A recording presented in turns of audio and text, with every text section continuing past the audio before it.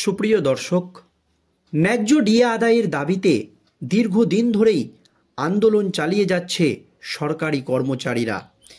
এই আবহে সুপ্রিম কোর্টে বারবার পিছিয়ে যাচ্ছে ডিএর মতো গুরুত্বপূর্ণ মামলার শুনানি, যা নিয়ে প্রশ্নের মুখে পড়েছে বিচার ব্যবস্থা।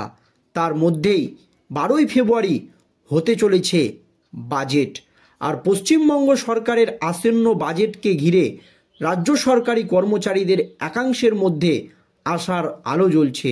কারণ অনেকেই মনে করছে যে এবারের বাজেটে সপ্তম বেতন কমিশনের ঘোষণা করতে পারে রাজ্য সরকার। দর্শক, কিন্তু এই নিয়ে মুখ্যমন্ত্রী মমতা ব্যানার্জি ডিএ নিয়ে আগেও মুখ খুলেছে এবং তিনি পরিষ্কার জানিয়ে দিয়েছে যে ডিএ সরকারি কর্মচারীদের মৌলিক অধিকার নয়। ডিএ রাজ্য সরকারের ইচ্ছে হলে দেবে, না হলে না দিবে, এই রকমই একটি ধারণা রাজ্য সরকারের। আর এই আবহে রাজ্য সরকারি কর্মচারীদের ডিএ বর্তমানে 14%, সেখানে কেন্দ্রীয় সরকারি কর্মচারীরা সপ্তম বেতন কমিশনের আওতায় 53% মহার্ঘ ভাতা পান। অর্থাৎ রাজ্য ও কেন্দ্রর ডিএর মধ্যে 39% পার্থক্য রয়েছে। এই বিশাল ব্যবধান থাকায় সপ্তম বেতন কমিশন চালু হলেও বেতন বৃদ্ধির সঠিক প্রভাব কর্মচারীরা পাবেন কিনা তা নিয়ে কিন্তু সংশয় রয়েছে। কিন্তু ডিএ নিয়ে এবার বাজেটে বড় কিছু ঘোষণা করতে পারে কি মুখ্যমন্ত্রী মমতা ব্যানার্জি? এই প্রশ্ন যখন উঠে গিয়েছে তখন একটি গুরুত্বপূর্ণ পয়েন্ট এর কথা ঘোষণা করলেন সরকারি কর্মচারীদের সংগঠনের মূল মাথা মলয় মুখোপাধ্যায়। তিনি কি জানিয়েছেন দর্শক দেখুন।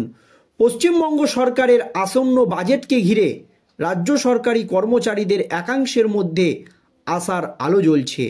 কারণ অনেকেই মনে করছে যে এবার বাজেটে সপ্তম বেতন কমিশনের ঘোষণা হতে পারে। তবে সেই সম্ভাবনা থাকলেও এই ঘোষণা আদৌ কার্যকর হবে কিনা তা নিয়ে প্রশ্ন তুলেছেন কনফেডারেশন অফ টেস্ট গভর্নমেন্ট এমপ্লয়িজের সাধারণ সম্পাদক মলয় মুখোপাধ্যায়।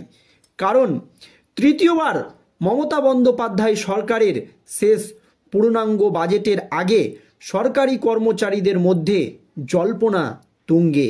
তবে সরাসরিভাবে এখনও কিছু ঘোষণা করেনি রাজ্য সরকার বা রাজ্যের শাসক দল তৃণমূল কংগ্রেস। অনেকেই মনে করছে সপ্তম বেতন কমিশন গঠিত হলেও তা কার্যকর করতে দীর্ঘদিন সময় লাগবে, যেমন হয়েছিল ষষ্ঠ বেতন কমিশনের ক্ষেত্রে। এই নিয়ে মলয় মুখোপাধ্যায় পরিষ্কার করে জানিয়ে দিয়েছেন, শুধু বেতন কমিশনের গঠনের ঘোষণা করে কিছু লাভ হবে না। যদি কেন্দ্রের সঙ্গে ডিএর সমতা না থাকে তাহলে নতুন বেতন কাঠামো কার্যকর করাই সম্ভব হবে না। ফলে কমিশন গঠনের পরও বছরের পর বছর ধরে তা বাস্তবায়িত হওয়ার অপেক্ষায় থাকতে হবে সরকারি কর্মচারীদেরকে। এই কথা কিন্তু জানিয়েছে মলয় মুখোপাধ্যায়। কিন্তু কেন্দ্র ও রাজ্যের ডিএর পার্থক্য, রাজ্য সরকারি কর্মচারীরা ডিএ বর্তমানে 14% পাচ্ছে, সেখানে কেন্দ্রীয় সরকারি কর্মচারীরা সপ্তম বেতন কমিশনের আওতায় 54% মহার্ঘ ভাতা পান। অর্থাৎ রাজ্য ও কেন্দ্রের ডিএর মধ্যে 39% ফারাক রয়েছে। এই বিশাল ব্যবধান থাকায় সপ্তম বেতন কমিশন চালু হলেও বেতন বৃদ্ধির সঠিক প্রভাব কর্মচারীরা পাবেন কিনা তা নিয়ে কিন্তু একটা সংশয়েই রয়েছে সরকারি কর্মচারীরা দর্শক। তবে ষষ্ঠ বেতন কমিশন থেকে শিক্ষা, পশ্চিমবঙ্গ বর্তমানে ষষ্ঠ বেতন কমিশন কার্যকর রয়েছে। 2015 সালে মমতা বন্দ্যোপাধ্যায় এই কমিশন গঠনের ঘোষণা করেছিলেন, কিন্তু কমিশনের সুপারিশ কার্যকর হতে প্রায় 5 বছর লেগে গিয়েছিল এবং 2020 সালের 1 জানুয়ারি থেকে ষষ্ঠ বেতন কমিশন কার্যকর হয়।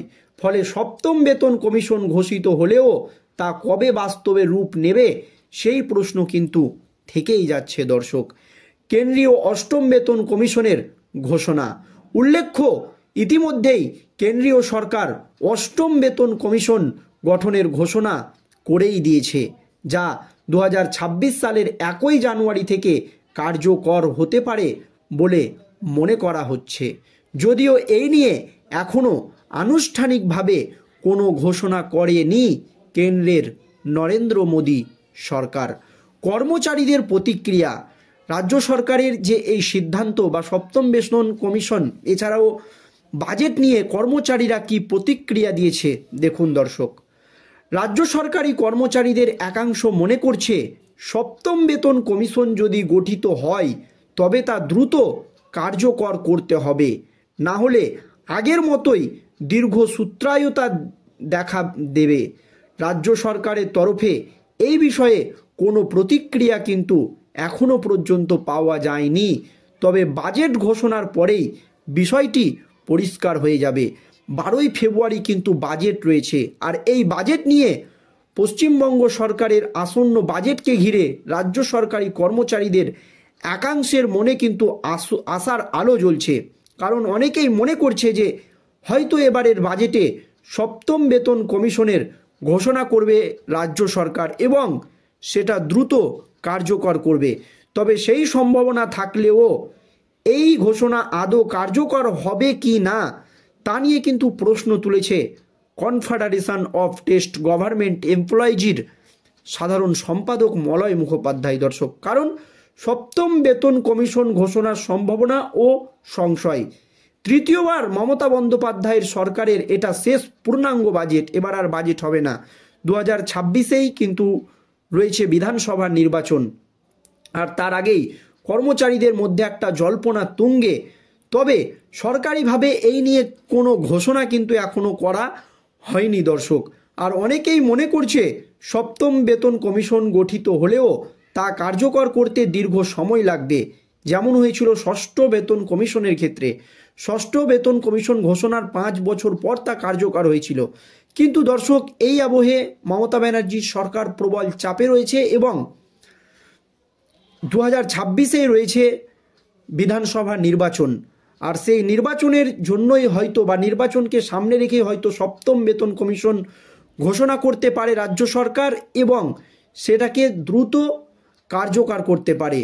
আর এই হলে কিন্তু সরকারি কর্মচারীদের বেতন বাড়তে পারে। দর্শক, এই ডিএ নিয়ে এবং বেতন কমিশন নিয়ে আপনাদের কি মতামত আপনারা ভিডিওর কমেন্ট বক্সে কমেন্ট করে জানাবেন। ধন্যবাদ।